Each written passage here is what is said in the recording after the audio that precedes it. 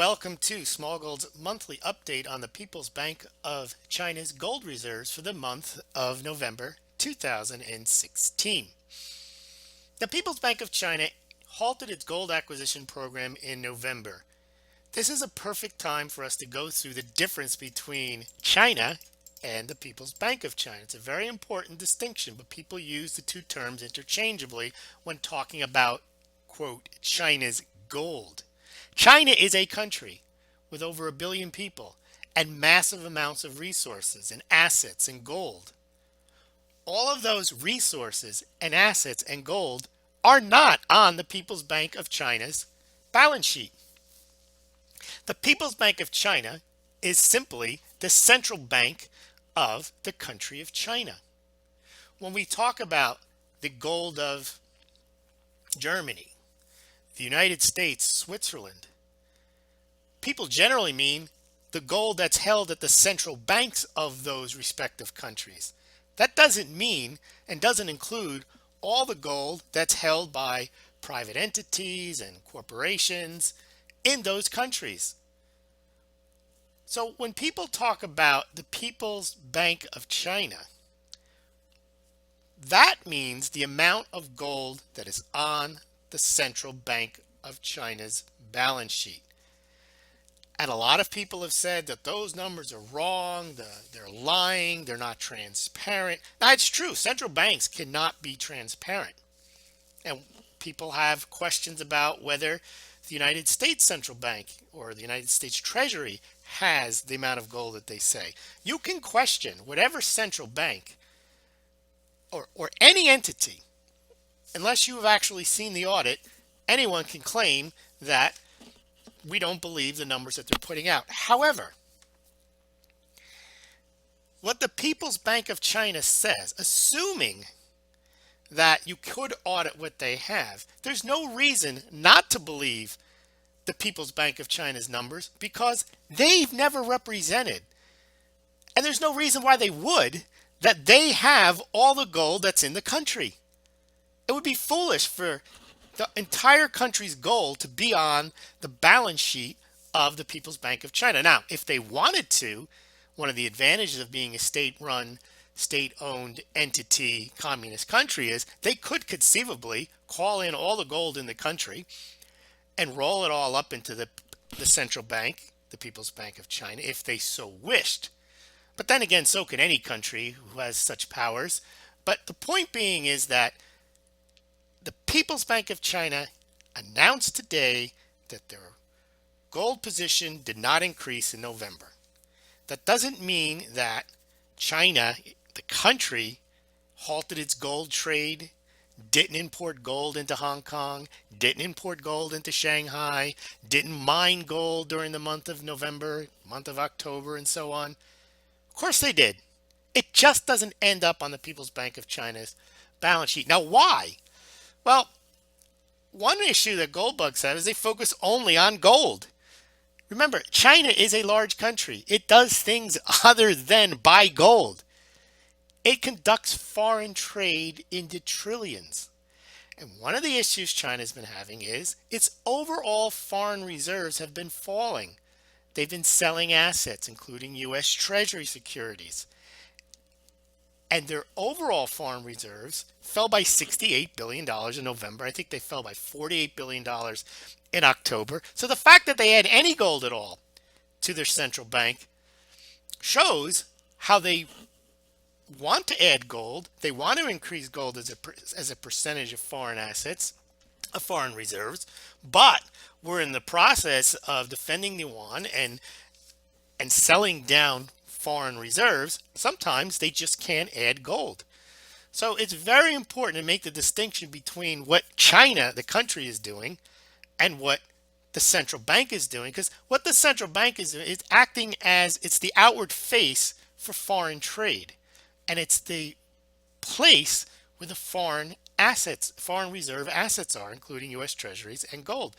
And right now, the People's Bank of China is in the process of selling off reserves.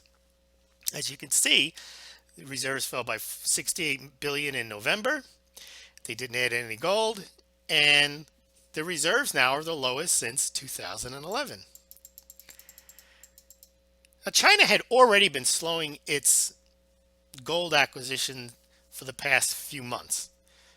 And part of that is because during the past few months, they've been lowering their overall reserves. So again, as I mentioned, even though they're still adding some gold, but they're not adding that much, and they didn't add any in November. Let's take a look at their gold reserves.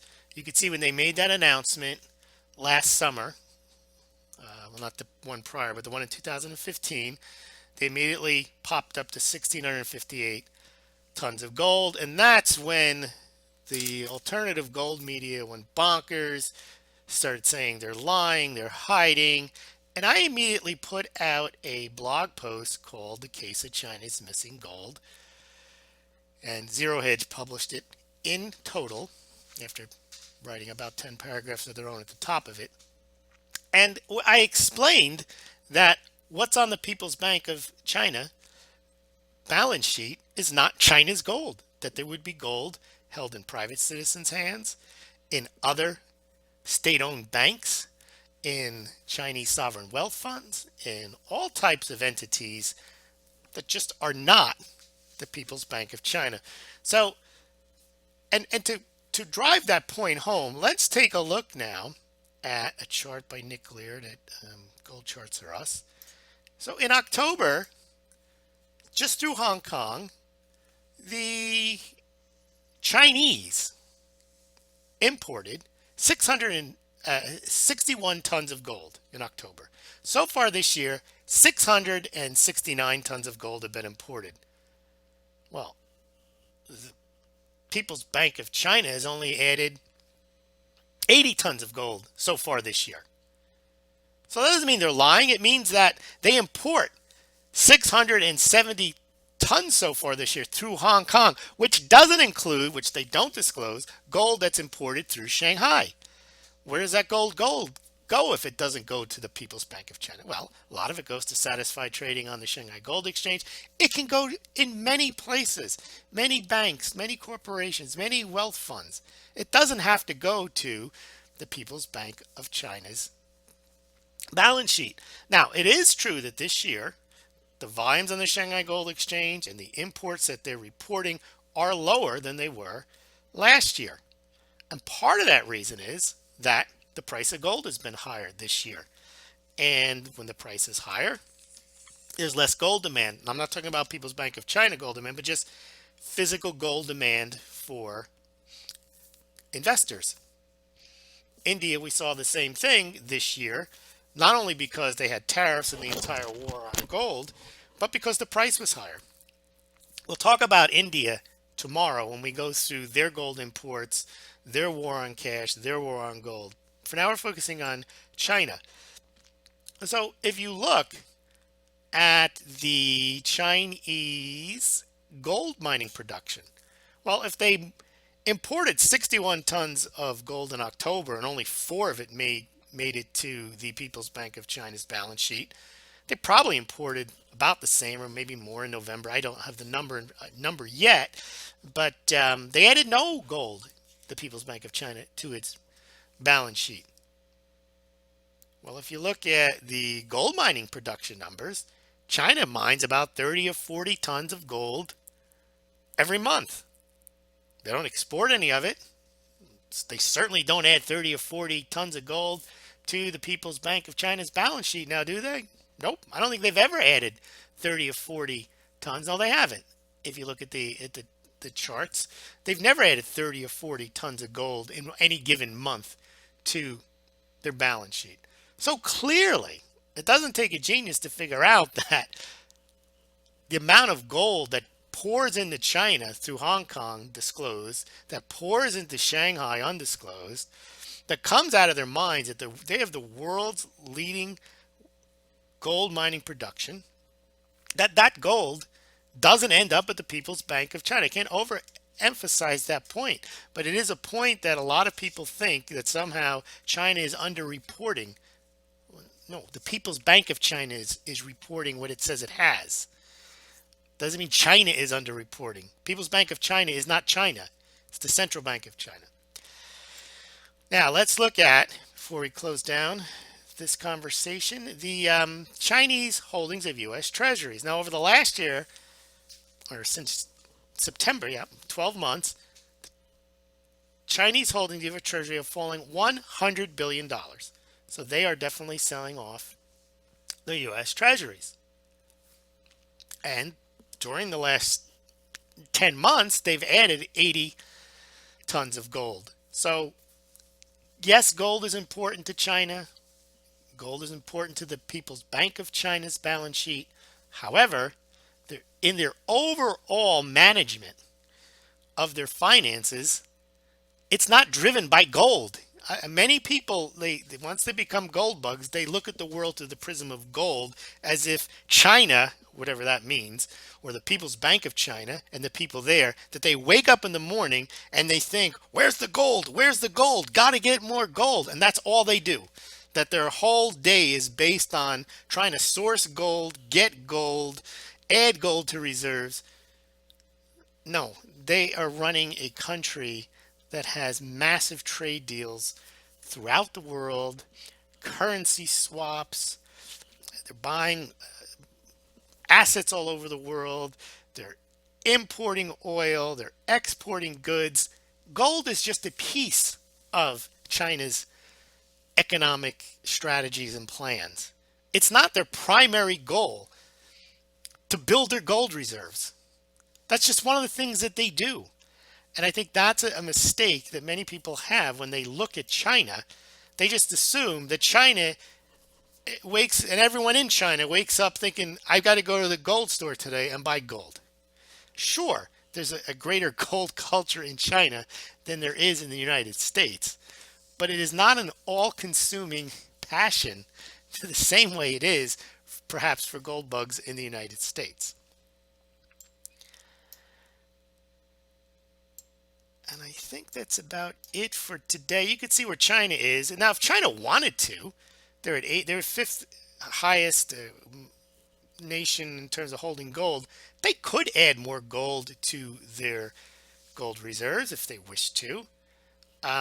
What would it get them to say, we now have 3,400 tons of gold, so we're now in second place. We have more gold than even Germany. What does a country get out of bragging about the amount of gold that it has? It doesn't. So China adds what it thinks it needs to add to its gold for its current purposes. Now, if it ever wished to back the yuan with gold, it's got a long way to go from 1,843 tons, because that only represents about 2% of its reserves. Even Switzerland, with its 1040 tons of gold, that represents about 8 or 9% of their foreign reserves. Now the Swiss used to have in the constitution, you have 40% of the reserves in gold, which made this Swiss franc basically 40% backed by gold. But for now, China has, again, something that gold bugs talk about all the time, that somehow every central bank is thinking about eventually moving to gold. They're going to back the gold SDR. Every country is going to back their currency by gold.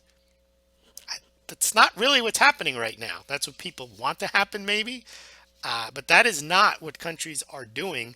They're not building their gold reserves. In fact, only Russia and China and Kazakhstan are adding any significant amounts of gold. And as we saw, China hasn't added any gold significantly in the last 3 months. If you count adding 9 tons of gold in 3 months, that's not very much. Now, Kazakhstan has 34% of its gold reserves, of its foreign reserves in gold, and they added a significant amount for them. They added 100,000 ounces last month. You could see the podcast on that. I did that one yesterday, and there's also a blog post on it. But so today highlights that the People's Bank of China does not represent anywhere near what China's gold is. If you're interested in buying gold for yourself, please do so through the Smaulgld site, through our affiliates, BGAS&C, Golden Eagle Coins, herein Bullion, Money Mellow Exchange, SD Bullion. You can find the links and the banners on the site. I'll put a couple below. That's how I support the site. I'm not advising you to buy gold or silver, but if you are interested in buying and you've made the decision, please do so through the site, because Smaulgld gets a small commission and you pay no more, no less than if you visited the sites directly. So please visit them through the Smaulgld site. If you're also interested in helping out Smaulgld continue this type of research and analysis, you can donate to Smaulgld through PayPal. 5, 10, $15, whatever you can afford would be greatly appreciated. Thank you very much for listening. Sorry for the kind of tone for today. It's just that I constantly hear China this and China that, and I think it's imprecise when we don't make the distinction between the People's Bank of China and the country of China. Thank you very much.